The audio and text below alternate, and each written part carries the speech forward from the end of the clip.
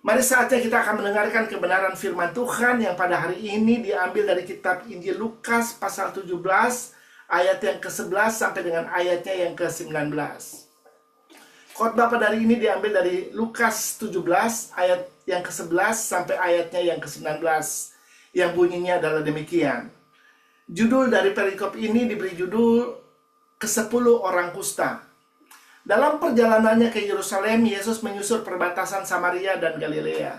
Ketika ia memasuki suatu desa, datanglah 10 orang kusta menemui dia. Mereka tinggal berdiri agak jauh dan berteriak, "Yesus, Guru, kasihanilah kami." Lalu ia memandang mereka dan berkata, "Pergilah, perlihatkanlah dirimu kepada imam-imam." Dan sementara mereka di tengah jalan, mereka menjadi tahir. Seorang dari mereka ketika melihat bahwa ia telah sembuh, kembali sambil memuliakan Allah dengan suara nyaring. Lalu tersungkur di depan kaki Yesus dan mengucap syukur kepadanya. Orang itu adalah seorang Samaria. Lalu Yesus berkata, "Bukankah ke-10 orang tadi semuanya telah menjadi tahir?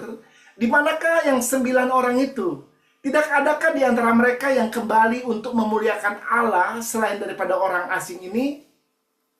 Lalu ia berkata kepada orang itu, "Berdirilah dan pergilah, imanmu telah menyelamatkan engkau." Haleluya.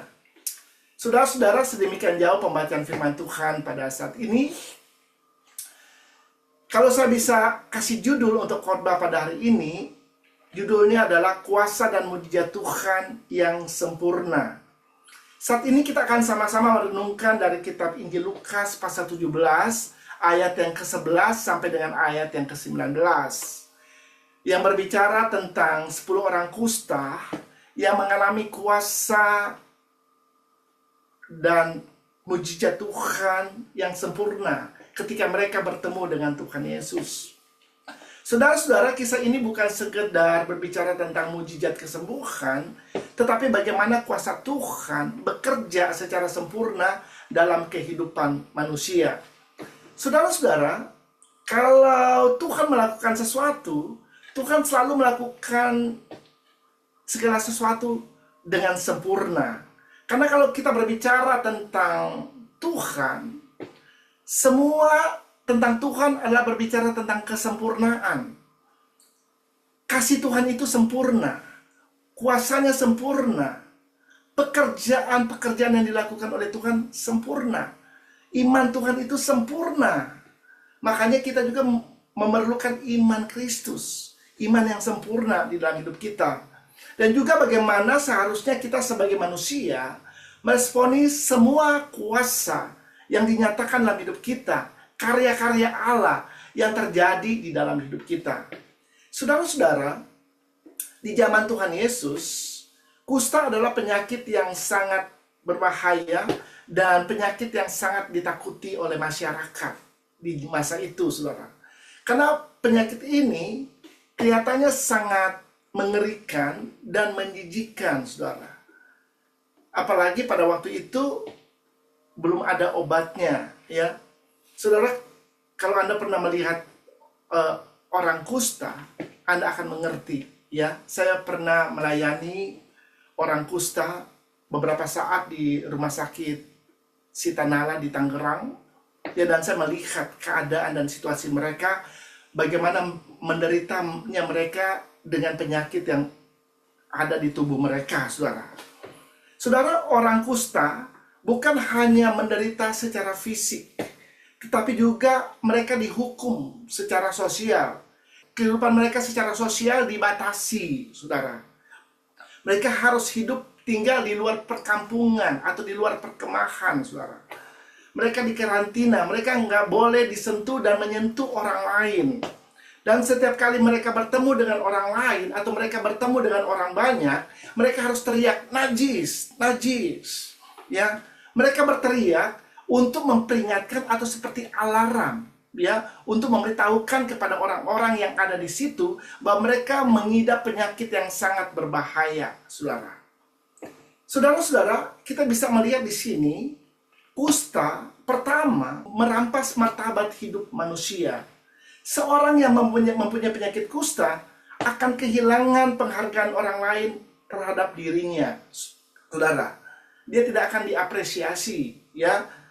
Mereka melihat dia bahkan sebagai sampah di dalam masyarakat, saudara. Dan hubungan sosialnya dibatasi.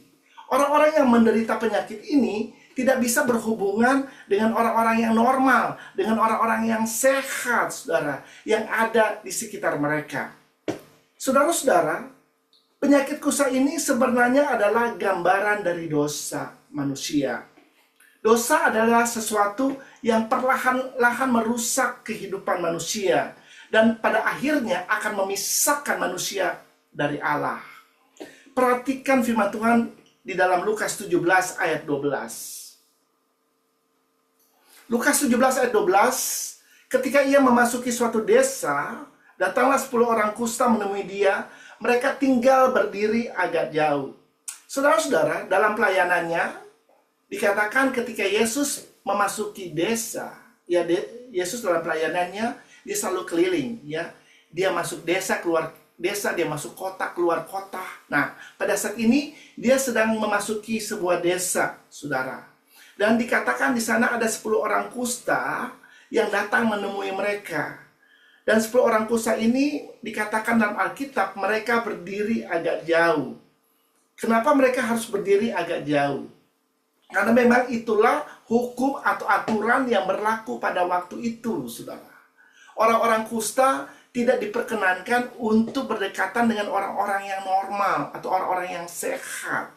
Mereka harus menjaga jarak, ya. Kira-kira 100 hasta atau kira-kira 45 sampai 50 meter pada waktu itu. Ya, cukup jauh, ya, apalagi kalau ada angin, ya, mereka harus benar-benar menjaga jarak. Saudara-saudara, orang kusta ini jauh dari manusia. Hidup mereka diasingkan, dikarantina dari kehidupan manusia pada umumnya. Mereka adalah orang-orang yang sebenarnya orang-orang yang tertolak di dalam masyarakat. Karena tidak ada seorang pun yang mau bergaul dengan mereka, apalagi berdekatan dengan mereka, saudara. Berhubungan dengan mereka. Tetapi mereka tidak jauh dari Tuhan. Mata Tuhan tetap melihat mereka. Mata Tuhan tetap memandang dan memperhatikan mereka. Karena Tuhan mengasihi semua manusia. Amin. Haleluya. Saudara-saudara, Yesus tidak menghindari mereka pada waktu mereka datang menemui dia. Walaupun pada waktu itu bukan hanya 1 orang kusta yang datang menemui dia, saudara. Tetapi ada 10 orang kusta yang tiba-tiba nongol dan datang mau bertemu dengan dia, saudara. Dan dikatakan dalam Alkitab, Yesus berhenti ketika mereka berteriak memanggil namanya. Yesus melihat dan mendengarkan seruan mereka. Yesus tahu apa yang mereka sedang alami pada waktu itu. Yesus mengerti penderitaan mereka. Yesus mengerti bagaimana rasanya tertolak di dalam masyarakat, saudara. Dan Tuhan Yesus mau menolong mereka. Saudara-saudara, ini adalah sebuah kabar sukacita bagi kita semua. Tidak ada seorang pun yang terlalu rusak hidupnya, atau tidak ada sebuah penyakit yang terlalu buruk, yang tidak dapat dijangkau dan disembuhkan oleh Tuhan. Tuhan datang untuk menjangkau semua umat manusia, karena dia mengasihi manusia. Haleluya. Kalau kita membaca dalam Lukas 17 ayat 13, dan berteriak, Yesus Guru, kasihanilah kami. Saudara-saudara, dalam ayat ini dikatakan orang-orang kusta itu mereka berteriak kepada Yesus. Mereka berteriak, Yesus Guru, kasihanilah kami. Ya, mereka berteriak seperti itu, saudara. Mereka tidak meminta sebuah kesembuhan secara spesifik, saudara. Tetapi yang mereka katakan, mereka memohon belas kasihan daripada Tuhan. Mereka tahu, jikalau Tuhan berbelas kasihan kepada mereka, maka anything can happen. Ya, segala sesuatu bisa terjadi dalam kehidupan mereka, termasuk kesembuhan dari penyakit kusta. Makanya mereka berkata, Yesus, Guru, kasihanilah kami. Saudara-saudara, orang-orang ini berseru tanda mereka nggak berdaya. Mereka berseru tanda mereka nggak mampu, saudara. Mereka berseru, tanda mereka membutuhkan pertolongan Tuhan. Karena mereka percaya Tuhan Yesus sanggup memberikan jalan keluar di tengah-tengah keterbatasan dan keputusasaan mereka. Saudara, mereka datang kepada Tuhan. Saudara-saudara, kuasa Tuhan dinyatakan bukan ketika kita merasa kuat, bukan ketika kita merasa hebat, bukan ketika kita merasa mampu, saudara.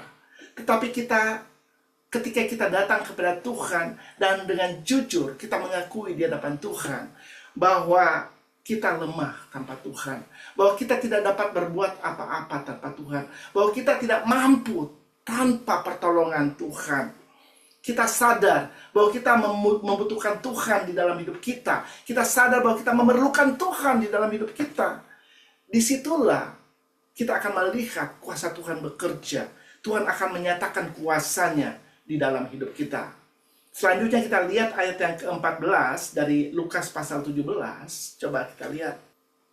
Lalu ia memandang mereka dan berkata, "Pergilah, perlihatkanlah dirimu kepada imam-imam."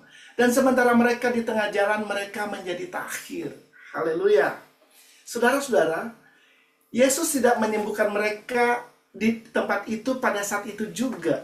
Tetapi yang dia katakan kepada mereka, mereka harus pergi dan memperlihatkan diri mereka kepada para imam. Saudara-saudara, kenapa orang-orang kusta ini harus memperlihatkan diri mereka kepada para imam pada waktu itu?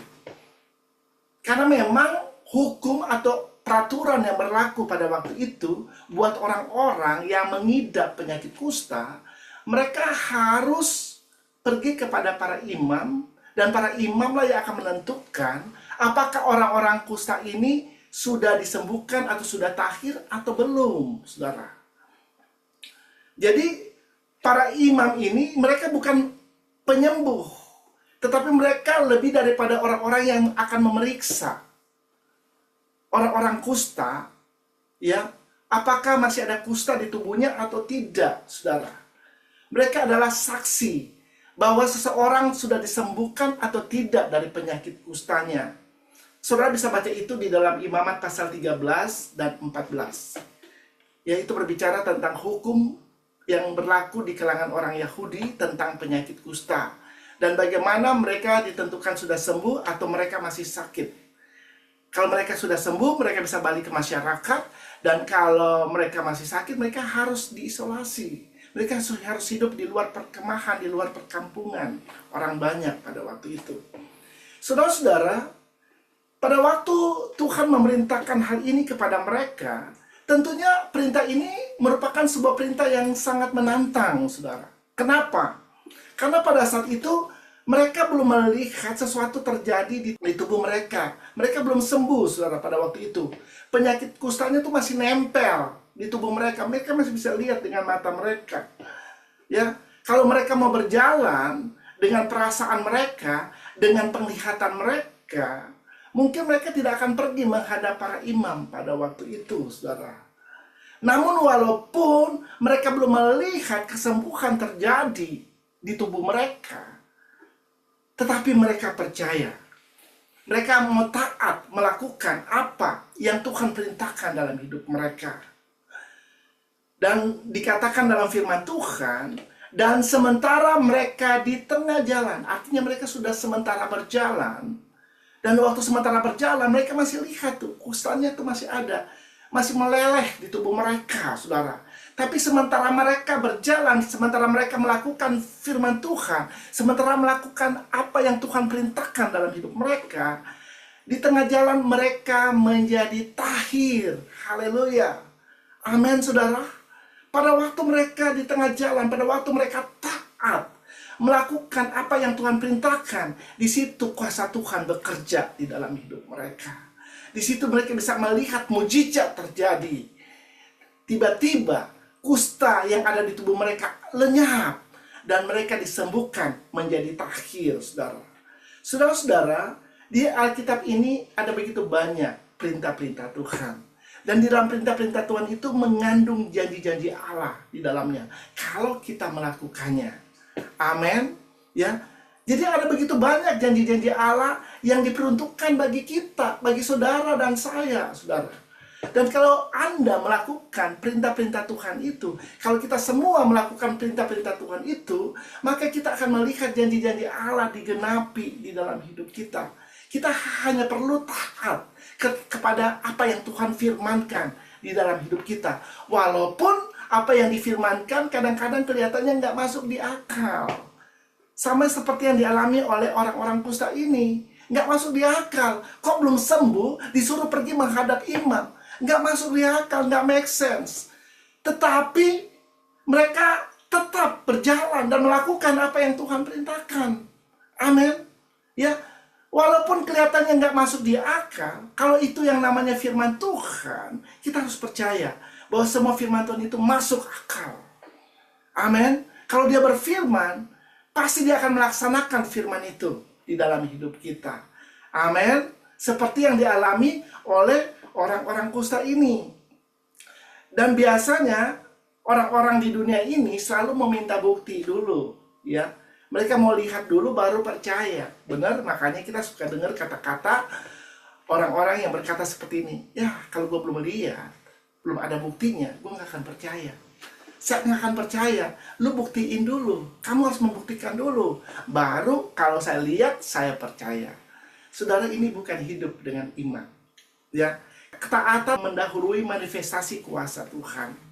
Ya, pada waktu kita percaya, waktu kita taat melakukan firman Tuhan, di situ kita akan melihat mujizat Tuhan terjadi dalam hidup kita. Mujizat bukan disediakan bagi orang yang melihat, tetapi bagi orang yang percaya. Amin. Walaupun mereka melihat, belum terjadi apa-apa di tubuh mereka waktu Tuhan memerintahkan untuk pergi kepada para imam. Tetapi mereka harus percaya. Amin. Mereka harus percaya. Mereka tidak hidup dengan perasaan mereka. Mereka tidak hidup dengan apa yang mereka lihat. Ya, firman Tuhan dalam 1 Korintus pasal 5 ayat 7, kita nggak usah lihat ayatnya, tetapi dikatakan sebab hidup kami adalah hidup karena percaya, bukan karena melihat. Amin. Orang percaya itu hidup karena percaya. Namanya juga orang percaya, saudara. Saudara adalah orang percaya, saya adalah orang percaya. Oleh karena itu kita harus hidup dengan percaya, dengan iman. Bukan lihat dulu baru percaya, bukan bukti dulu baru percaya. Tapi kita berjalan. Kita percaya ketika dia berfirman, pasti dia akan mengenapi firman-Nya. Karena dia adalah Allah yang setia dan Allah yang berkuasa untuk menepati semua apa yang dijanjikan di dalam hidup kita. Haleluya. Ya, jadi iman adalah percaya sebelum kita melihat. Ya, kalau dunia ini lihat dulu baru percaya. Tetapi orang percaya harus hidup dengan iman. Menjangkau masa depannya dengan iman. Berjalan dengan iman, menjangkau semua janji-janji yang Tuhan janjikan dengan iman. Orang yang berjalan dengan iman akan melihat kuasa Tuhan dinyatakan di dalam hidupnya. Mereka akan melihat perkara-perkara yang besar yang Tuhan akan lakukan di dalam kehidupannya. Perbuatan-perbuatan Tuhan yang ajaib akan terjadi di dalam hidupnya. Haleluya. Selanjutnya kita lihat ayat 15 sampai dengan ayat yang ke-16. Lukas 17 ayat 15 sampai 16, seorang dari mereka ketika melihat bahwa ia telah sembuh, kembali sambil memuliakan Allah dengan suara nyaring. Lalu tersungkur di depan kaki Yesus dan mengucap syukur kepadanya. Orang itu adalah seorang Samaria. Saudara-saudara, Alkitab mencatat ada 10 orang kusta yang disuruh pergi menghadap imam. Dan mereka semua disembuhkan. Tetapi hanya satu orang kusta yang kembali kepada Tuhan Yesus sambil memuliakan Tuhan. Dan orang itu dicatat dalam Alkitab ada seorang Samaria. Orang Samaria adalah orang yang sebenarnya di kalangan orang Yahudi dianggap remeh, ya, tidak dianggap sama orang-orang Yahudi, saudara. Ya, saya tidak akan membahas tentang orang Samaria, tetapi intinya orang Samaria itu orang yang dianggap rendah oleh orang Yahudi, saudara. Nah, pada waktu orang ini kembali, yang pertama kali dia lakukan adalah dia memuliakan Allah dengan suara yang nyaring. Haleluya. Saudara-saudara, Orang yang telah mengalami kuasa Tuhan di dalam hidupnya, orang yang telah mengalami kebaikan Tuhan di dalam hidupnya, pasti adalah orang yang harusnya tahu memuliakan Tuhan.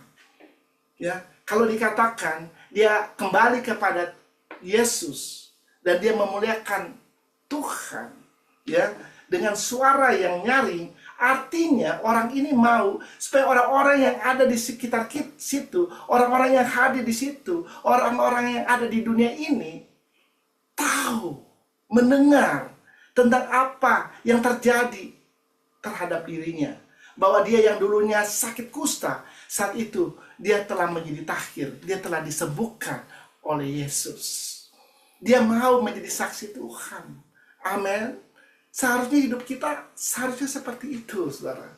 Ya, nyaring artinya dia berani, saudara, untuk bersaksi tentang perbuatan-perbuatan besar yang sudah Yesus lakukan di dalam hidupnya.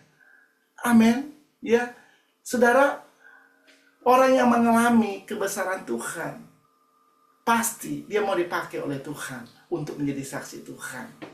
Supaya orang-orang lain juga bisa mendengar tentang Tuhan yang besar yang kita sembah di dalam Tuhan Yesus Kristus. Haleluya. Setelah dia memuliakan Tuhan, dikatakan dalam Alkitab, dia tersungkur di kaki Yesus dan dia mengucap syukur kepadanya. Amin. Ya. Sesudah dia memuliakan Tuhan, dia lalu bersyukur untuk apa yang sudah dia alami di dalam hidupnya. Dia bersyukur di kaki Tuhan, tanda dia mengakui bahwa Yesus Tuhan, dia adalah Allah yang sanggup melakukan segala perkara. Haleluya. Ya, saudara, orang percaya harusnya selalu hidup dalam pengucapan syukur. Pengucapan syukur itu harus menjadi lifestyle, gaya hidup dari orang percaya. Karena waktu kita mengucap syukur, pengucapan syukur itu adalah kehendak Tuhan di dalam hidup kita. Kita menghargai semua kebaikan-kebaikan Tuhan yang sudah dia lakukan di dalam hidup kita. Karena kita percaya kalau kita bisa mengalami kebaikan Tuhan di dalam hidup kita, itu semata-mata karena anugerah Tuhan. Amin. Oleh karena itu, hiduplah di dalam pengucapan syukur kepada Tuhan. Karena kita tahu bahwa hidup kita ini, kita ada sebagaimana kita ada semua hanya karena anugerahnya. Haleluya. Selanjutnya kita lihat ayat 17 dan ayat 18. Lalu Yesus berkata, bukankah ke-10 orang tadi semuanya telah menjadi tahir? Di manakah yang 9 orang itu? Tidak adakah di antara mereka yang kembali untuk memuliakan Allah selain daripada orang asing ini? Saudara-saudara, pertanyaan yang ditanyakan oleh Yesus ini bukannya Tuhan Yesus tidak tahu jawabannya. Tetapi Yesus ingin meningkatkan kondisi hati manusia. Karena dia tahu bermacam-macam kondisi hati dari manusia. Ya, tidak ada yang tersembunyi di hadapan Tuhan. Dia tahu apa yang menjadi isi hati kita yang paling dalam. Ya, dia tahu apakah kita mengasihi Tuhan atau tidak. Demikian juga Tuhan Yesus tahu ada manusia pada waktu dia mengalami kebaikan Tuhan, dia memuliakan Tuhan atau tidak. Haleluya. Dia tahu hati kita, saudara. Ya, saudara, di awal tahun ini kita ada yang namanya pemberian buah sulung atau persembahan awal tahun. Dan dalam kitab Amsal dikatakan, muliakanlah Tuhan dengan hartamu, dengan hasil pertama dari penghasilanmu. Ya, jadi di dalam segala hal kita mau supaya hidup kita senantiasa memuliakan Tuhan. Amin. Baik dengan harta kita, dengan kehidupan kita, dengan apapun yang kita miliki, mari kita belajar untuk memuliakan Tuhan, saudara. Ya, harus tahu memuliakan Tuhan. Nah, sesudah memuliakan Tuhan, hidup dengan pengucapan syukur kepada Tuhan. Saudara, 9 orang kusta ini disembuhkan oleh Yesus. Dan mereka hanya merasa puas dengan mujizat yang mereka alami pada waktu itu. Dan mereka tidak mau mengalami hal-hal yang lebih lagi dengan Tuhan Yesus. Tetapi Alkitab mencatat hanya 1 orang kusta, orang Samaria ini, yang kembali dan mencari Yesus, mencari pribadi sang pembuat mujizat itu, saudara. Ya, Dia tidak terlena dengan mujizat yang terjadi di dalam hidupnya, tetapi dia kembali. Dia mau mencari orang sang pembuah mujizat itu. Ya, dia mau mengucap syukur, dia mau memuliakan Tuhan dengan apa yang terjadi di dalam hidupnya. Ya, artinya orang ini tidak meninggalkan Yesus. Dia mau mengenal Yesus lebih lagi di dalam hidupnya. Dia mau ada dalam persekutuan dengan Tuhan Yesus. Haleluya. Amin. Ya. Haleluya. Saudara, banyak orang yang hanya mencari mujizat dan puas dengan mujizat yang dia terima, tetapi melupakan si pembuat mujizat itu sendiri. Saudara, jangan kita pernah melupakan Tuhan Yesus, the miracle worker, pembuat mujizat itu. Mujizat sangat penting dalam hidup kita. Karena saya percaya, semua kita membutuhkan mujizat Tuhan. Amin. Siapa yang membutuhkan mujizat Tuhan di sini? Saya percaya kita semua membutuhkan mujizat Tuhan. Karena ada hal-hal yang di dalam hidup kita yang sepertinya nggak ada jalan keluar. Mau kita apain juga, kayaknya nggak ada jalan keluar. Situasi, tantangan yang bisa saja terjadi dalam hidup kita, yang kelihatannya kok kayaknya nggak ada jalan keluar. Nah, di situ kita membutuhkan mujizat Tuhan. Karena apa yang nggak bisa dilakukan oleh manusia, karena manusia terbatas, disitulah kuasa Tuhan akan bekerja. Karena kuasa Tuhan dapat melakukan segala perkara. Apa yang tidak mungkin bisa menjadi mungkin. Apa yang mustahil bisa menjadi tidak mustahil. Amin, saudara. Karena dia Tuhan, dia sanggup mengadakan apa saja di dalam hidup kita. Bahkan apa yang nggak mungkin bisa menjadi mungkin. Karena dia Tuhan, saudara. Ya, jadi jangan pernah melupakan sang pembuat mujizat itu. Sebenarnya tujuan Tuhan melakukan mujizat, melakukan perbuatan-perbuatan yang ajaib, perbuatan-perbuatan yang dahsyat dalam kehidupan seseorang, tujuannya adalah supaya orang itu kembali kepada Tuhan. Amin. Ya, sama seperti orang ini. Ya, pada waktu dia merasakan mujizat terjadi dalam hidupnya, pada waktu dia mengalami perbuatan Tuhan yang besar dalam hidupnya, dia datang kembali kepada Tuhan. Dia ingat si pembuat mujizat itu. Dan dia mau mengenal sang pembuat mujizat itu dan mau bersekutu dengan dia. Seharusnya seperti itu. Beda dengan 9 orang yang disembuhkan. Mereka sesudah mengalami mujizat, senang, ya pasti senang lah. Penyakit kusanya udah nggak ada lagi. Mereka bisa kembali ke masyarakat, pasti senang mereka. Ya, tetapi mereka lupa kepada orang yang mengadakan mujizat dalam hidup mereka. Mereka lupa kepada Tuhan. Ya, banyak orang sesudah mereka diberkati oleh Tuhan, ya, mereka melupakan Tuhan. Ya, saya percaya nggak ada di jemaat ini. Ya, kita semua adalah orang-orang yang tahu memuliakan Tuhan. Amin. Kita semua adalah orang-orang yang tahu mengucap syukur kepada Tuhan untuk semua berkat-berkat yang sudah Tuhan berikan di dalam hidup kita, untuk semua kebaikan Tuhan yang kita alami di dalam hidup kita. Amin, saudara. Haleluya.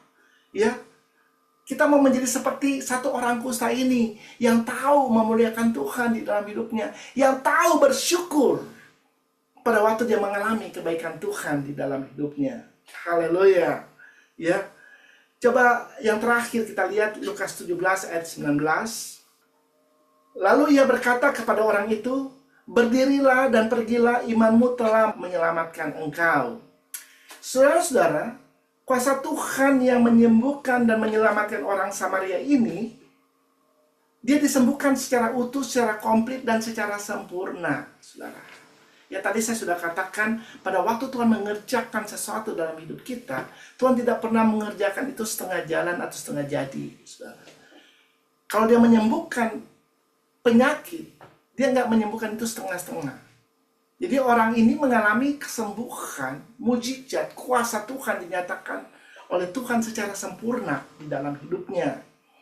Ya, kesembilan orang kusta disembuhkan secara fisik, tubuh mereka tahir, sembuh, saudara. Tetapi orang Samaria ini, di samping secara fisik, secara tubuh dia disembuhkan, juga dikatakan jiwanya diselamatkan. Haleluya. Ya, ini yang paling penting di dalam kehidupan seseorang ketika dia hidup di dunia ini, saudara. Alkitab mencatat dalam Markus 8 ayat 36, Markus 8 ayat 36, apa gunanya seorang memperoleh seluruh dunia tetapi ia kehilangan nyawanya? Saudara, apa gunanya? Kita bisa memiliki apa saja yang ada di dunia ini. Kita mungkin bisa memiliki kesehatan yang prima, kesehatan yang sempurna. Kita bisa memiliki harta kekayaan, kedudukan, jabatan yang tinggi dalam dunia ini. Tetapi firman Allah berkata, apa gunanya kita memperoleh seluruh dunia, tetapi kehilangan nyawanya? Saudara-saudara, engkau bisa memiliki segala kemegahan yang ditawarkan oleh dunia ini, yang ada di dunia ini. Tapi kalau engkau kehilangan nyawamu, itu akan menjadi tidak berguna. Itu akan menjadi sia-sia, saudara. Ya, makanya satu orang kusa ini, dia mengerti. Ya, dia mengerti tentang hal itu. Makanya dia kembali kepada Yesus. Dia mau mengenal pribadi ini lebih dan lebih lagi di dalam hidupnya. Dan Tuhan Yesus mengatakan kepada dia, berdirilah, imanmu telah menyelamatkan engkau. Amin. Ya, iman orang ini telah menyelamatkan dia. Haleluya. Saudara-saudara, saya tidak akan memperpanjang khotbah pada hari ini. Biarlah melalui cerita ini kita boleh bertanya kepada diri kita sendiri, apakah kita hanya datang kepada Tuhan pada saat kita membutuhkan pertolongan Tuhan? Apakah kita hanya datang kepada Tuhan pada waktu kita membutuhkan mujizat Tuhan? Apakah setelah kita menerima jawaban dari doa-doa yang kita naikkan kepada Tuhan, kita masih ingat kepada Tuhan atau tidak? Tentunya saudara sendiri yang harus menjawab semua pertanyaan ini. Ya, saya berdoa supaya kita bisa menjadi pribadi-pribadi yang taat kepada semua apa yang Tuhan perintahkan dalam hidup kita. Walaupun kadang-kadang kita belum melihat apa yang kita harapkan terjadi di dalam hidup kita, tetapi kita memilih untuk percaya kepada Dia. Kita mau setia mengikut Tuhan. Walaupun hidup kita mungkin sudah diberkati oleh Tuhan, tetap setia mengikut Tuhan. Amin. Jangan pernah melupakan Tuhan di dalam hidupmu. Ingat semua kebaikan. Ingat semua apa yang Tuhan lakukan di dalam hidupmu. Karena kalau engkau ada semua karena anugerahnya. Kita mau hidup memuliakan Tuhan. Kita mau dipakai oleh Tuhan untuk menjadi saksi Tuhan dimanapun kita berada. Haleluya. Di rumah kita, di tempat pekerjaan kita, atau dimanapun Tuhan tempatkan kita. Kita mau dipakai oleh Tuhan menjadi saksinya untuk hormat dan kemuliaan bagi nama Tuhan. Mari kita datang kepada Yesus bukan hanya untuk menerima mujizat, tetapi kita mempunyai relasi, hubungan yang intim dengan Dia. Saya berdoa supaya kuasa Tuhan dan mujizat Tuhan yang sempurna dinyatakan di dalam kehidupan kita. Tuhan menyatakan kuasanya di seluruh area kehidupan kita. Amin.